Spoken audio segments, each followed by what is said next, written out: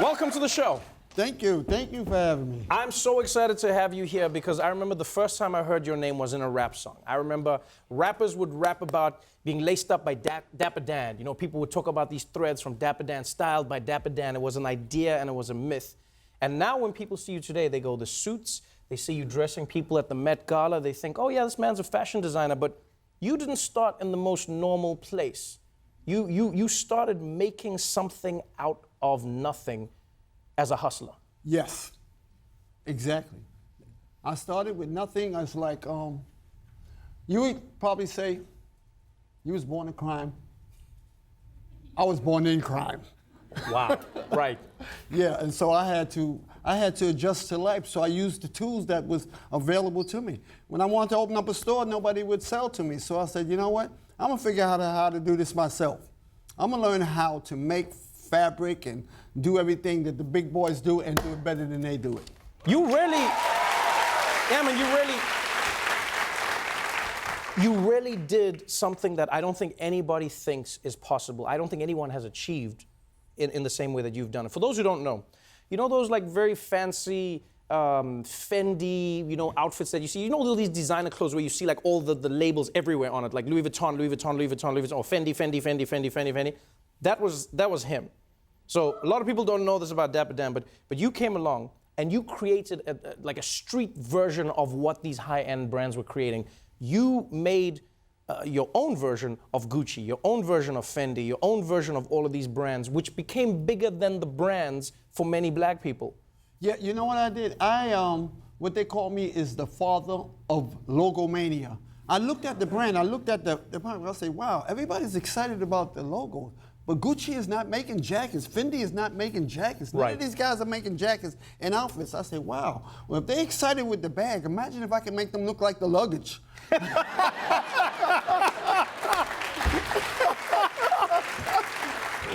But you know what's cool about the book is you tell the story of how, here's this man, played dice, you know, hustling in the streets. Yeah. You start working in fashion. You go, I'm gonna dress people in Gucci the way I think they wanna be dressed in Gucci. They wanna be dressed in Fendi. And then the fashion houses came after you. They sued and shut you down, and then they went and stole the designs that you made for the people in the streets. That's an interesting space to be in. Yeah, when you consider this, like, I wasn't doing knockoffs, I did knock-ups. I made the brand better. Right. Yeah. What did you think the first time you saw your designs on a runway? I wanted to run up and just snatch it off them and say, this is mine. You know, but social media wasn't out when I first saw that the big brands was doing it. Right. And I said, wow, look at this. The only thing I thought would ever happen is that one day somebody would figure out, well, that came from Dapper Dan. But the day came sooner than I thought. The day did come sooner than you thought, because what's interesting is, and I didn't know this from, you know, I learned this from the book, is you initially started off helping rappers out. Because when you gave rappers clothing, rap wasn't big. It sure wasn't, because they still owe me money. And I talk about it in the book. And so you dressed everybody from LL Cool J and, you know, Jam Master Jay, and you dressed Salt and Pepper, that infamous look. That was all you. And that became the style. Yes. You know? And then the rappers turned around and they made Dapper Dan a name when they became big, which was a beautiful circle of life there. Yes, it sure is. You know what? I think the most exciting person that come through who even rose above the rappers was Mike Tyson. And that was the big thing. When Mike Tyson came in there and had the big fight with Mitch Green inside my store and outside my store, they said, the brand said, well, what the heck is a Dapper Dan? And then the whole world caved in. The whole world has caved in.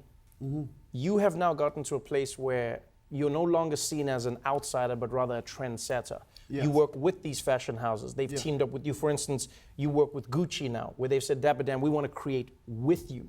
In fact, you were part of the conversation when Gucci had that incident where they came out with those designs where people, there was backlash on social media. Yes. Why did you team up with them? Why did you work with Gucci when many people were saying you know what? I did a lot of research even before I got into the partnership, and I researched like Alexandro, the lead designer, and I researched Marco, the CEO, and, Yeah. and I know these men were genuine. So I said, what happened? I said, well, y'all, I don't know what happened. You know, if you shoot a guy by accident, you shoot him on purpose, he's dead. Right. So I told him, you have to come to Harlem, and we got to fix this. You got to explain to people what they did, and they came. You know, and so now we have the Change Maker program, whereby Gucci's going to be putting money into different programs. We're going to have inclusivity. We got vice presidents now of color. And so it's a big program. It's the Change Makers program. So we're going to make a change. And actually, what we're starting here with Gucci, we need to move that on to other brands. Because that was a big thing people complained about. They said the reason brands keep making these mistakes is because they have no people of color working on their stuff. Exactly. And you came in and said, Gucci, we need to change this. Instead of an apology, I want to see a change. Exactly. That's exactly. And we need to take that change to every brand. Right. What do you think you want to see change in the future in fashion, now that Dapper Dan has a name and clout?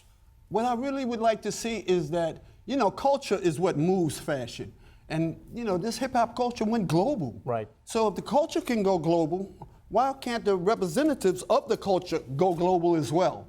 So that's what I advocate for. I advocate for more people who make a contribution to the culture that enables these brands to make money, to be inclusive to their brand. Right.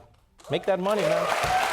It's an exciting book, an amazing life. Thank you so much for being on the show. Thank you.